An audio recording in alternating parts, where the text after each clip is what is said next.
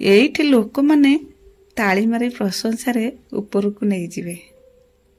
ସେଇ ଲୋକମାନେ ବେଳା ପଡ଼ିଲେ ନିନ୍ଦାରେ ପୋତି ଦେବେ। ଛୋଟ କାହାଣୀଟେ କହୁଛି। ସମୁଦ୍ର କୂଳ ଦେଇ ବୁଦ୍ଧ ଲୋକଟି ଯାଉଥିଲେ। ସମୁଦ୍ର ଲହରୀରେ ହୀରା ମୁଦ୍ରାଟେ ଭାସି ଆସିଲା। ବୁଦ୍ଧ ଲୋକଟି ଦେଖି ଭାରି ଖୁସିରେ ଲେଖିଲା, ସମୁଦ୍ର ତୋର ବିଶାଳ ହୃଦୟ, ତୁ ଭାରି ଦାନୀ।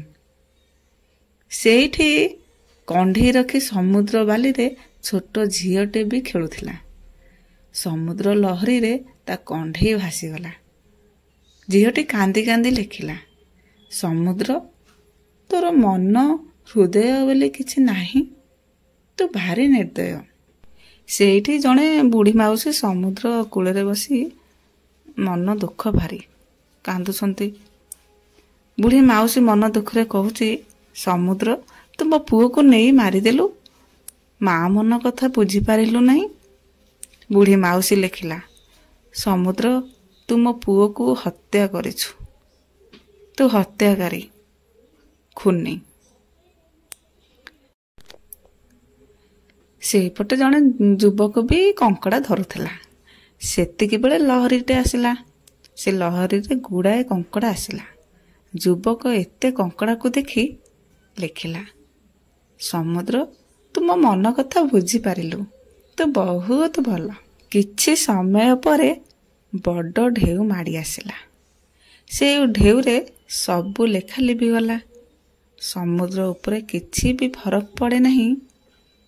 କିଏ ତା ବିଷୟରେ ଖରାପ କହୁଛି, କିଏ ଭଲ କହୁଛି, କିଏ କ'ଣ ଲେଖିଲା ଭଲ କି ଖରାପ, ତାର କିଛି ବି ଫରକ ପଡ଼େନି।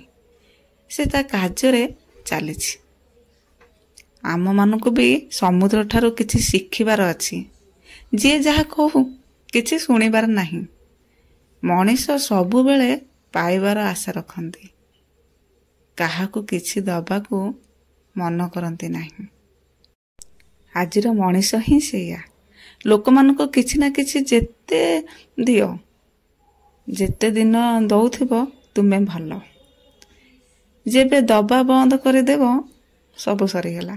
ସେବେଠାରୁ ତୁମେ ହେଇଯିବ ଖରାପ ଦୁଷ୍ଟ ମଣିଷ।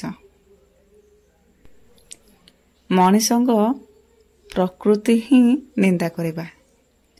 କେବେ ହେଲେ ମଣିଷଙ୍କ ଠାରୁ ପ୍ରଶଂସା ଶୁଣିବାର ଇଚ୍ଛା ରଖନ୍ତୁ ନାହିଁ।